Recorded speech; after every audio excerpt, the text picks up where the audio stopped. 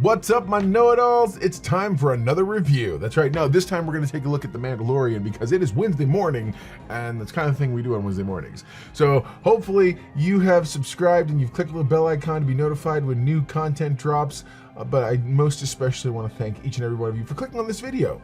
All right, let's get into it. We're looking at The Mandalorian Season 3, Episode 6, Chapter 22, Guns for Hire.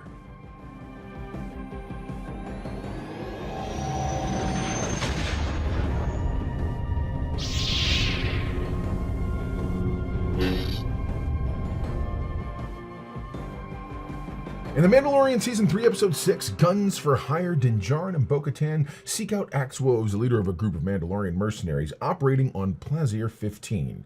They meet the rulers of the independent democracy, Queen Lizzo and King Jack Black, a former Imperial who underwent the amnesty program. Christopher Lloyd makes a cameo appearance as the droid commissioner for Plaisir 15. Din and Bo Katan head to a droid garage where Ugnaughts help them find malfunctioning droids. They discover a business card to a droid bar called the Resistor, where the bartender informs them that the malfunctioning droids were affected by a lubricant filled with nano-droids, causing them to revert to their original programming from the Clone Wars. They learn the commissioner is actually a former separatist. After completing their side quest, they earn an audience with Axe Woves. Bo Katan challenges Woves for leadership of the Mandalorians, and Din gives her the dark saber. When questioned, Din explains that he was defeated, but Bo Katan rescued him by defeating his opponent. With the dark saber back in her possession, Bo Katan regains leadership of Mandalore. The episode concludes with Queen Lizzo knighting young Grogu. Come on.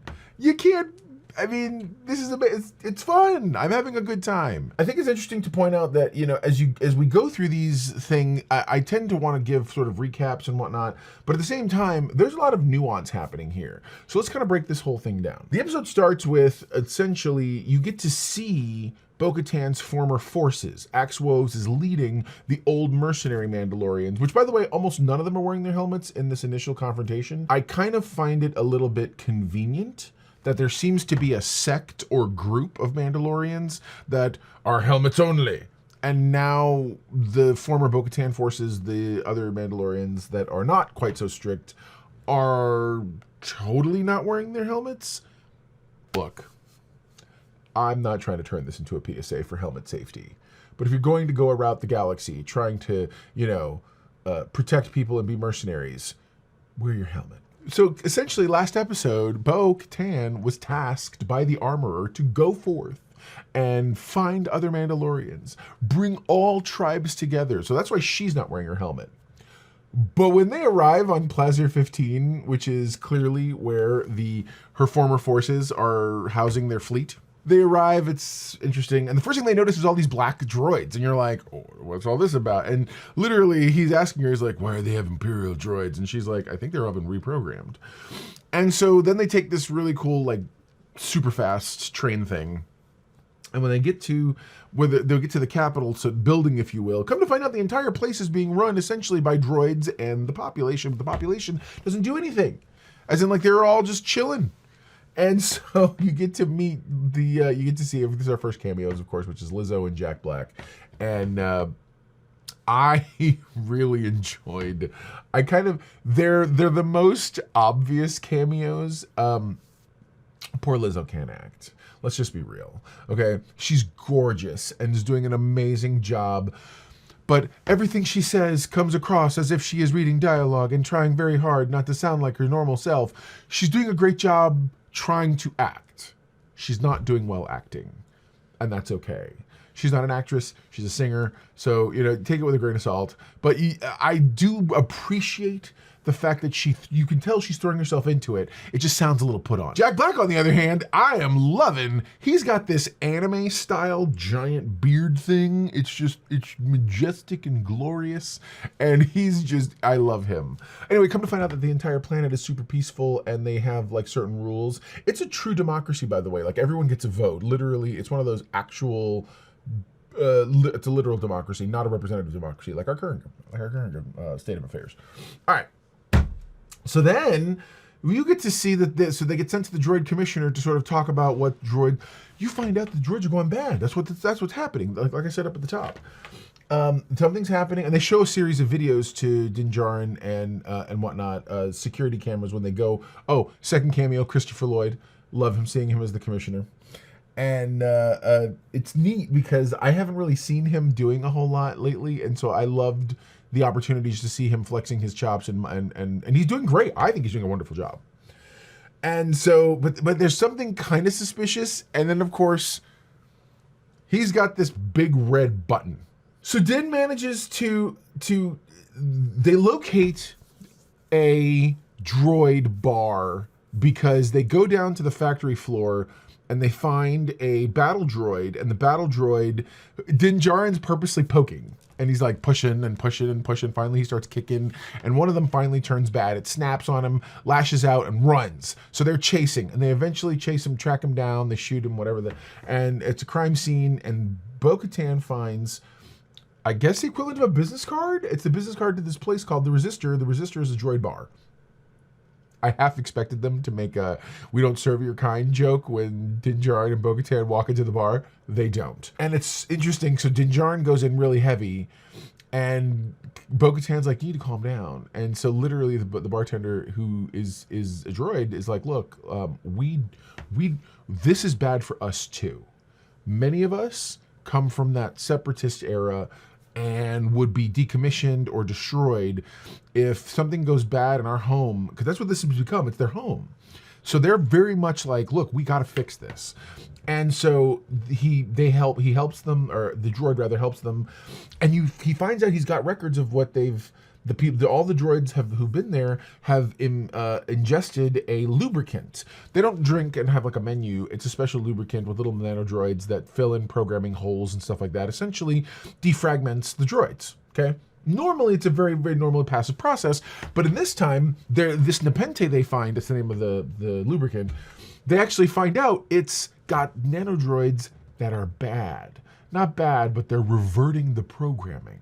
Only those. So when they go, and the reason you know this is when they go to check them out, the little the nurse robot droid that extracts the fluid from the bad battle droid, it goes bad, and so it's shooting lasers into them, and then boom. So he's got Din Djarin's head. He's the black dark saber and whatnot. But it's very interesting the way that whole kind of exchange kind of goes down. So once they discover there's a blockchain. Blockchain technology, by the way, is a really great way of validating your who you are, your credentials, if you will. If it's embedded in the programming. Anyway, they find out it's the blockchain of the commissioner. That's right. Christopher Lloyd is dirty. Why is he dirty?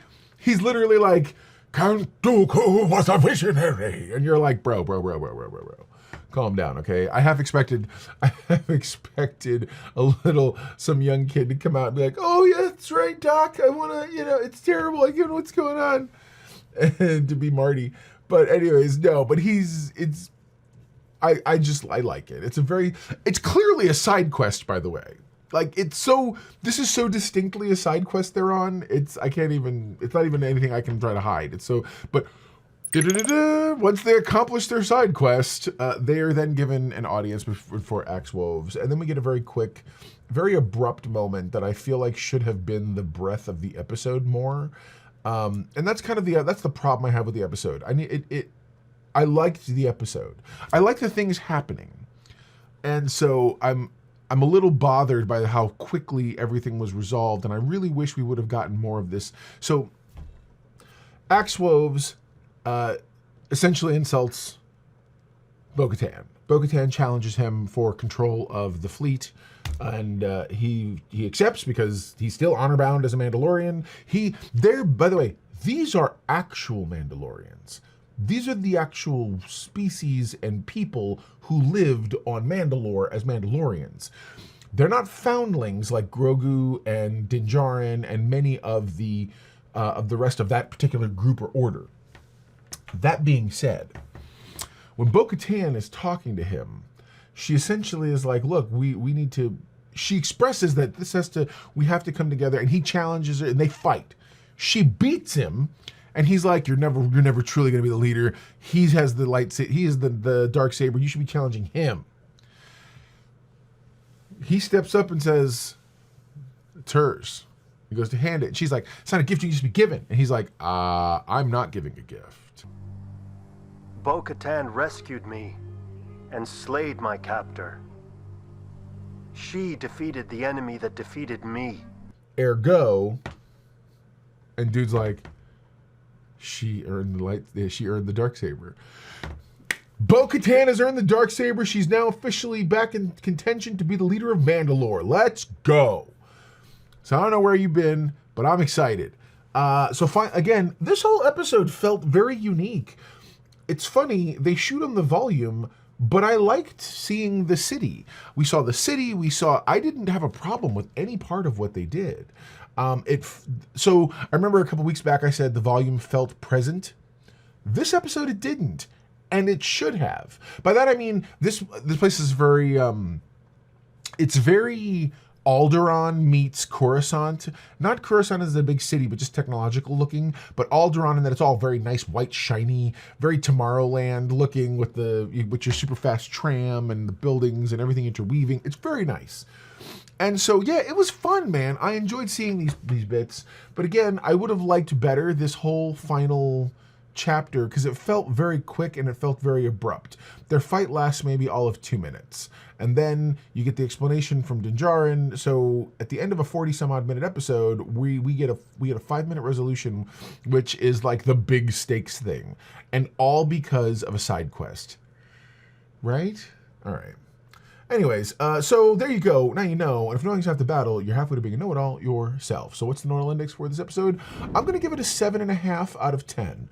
Why? Because it felt disjointed and everything I really wanted to see, I felt like was just kind of crammed in at the end. I, by the way, loved the front half.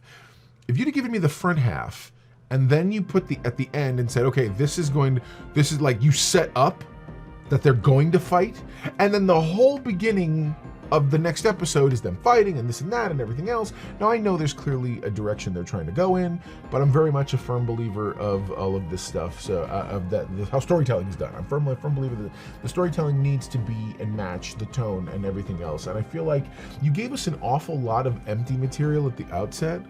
Why aren't we getting? I don't know. It feels like the season's starting to kind of come unraveled for me, but.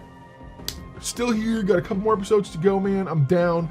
I can't wait to finish seeing it. Comment below, let me know your thoughts. Would love to hear your feelings on the season. I'm sort of starting to feel a little lukewarm. I like everything we've seen, but I wish it would be a little more, I wish it would be better organized. Right now it feels very stream of consciousness, and I'm down. I'm okay with that. So, all right, guys, we'll talk again very, very soon. Never forget, everyone loves a know-it-all.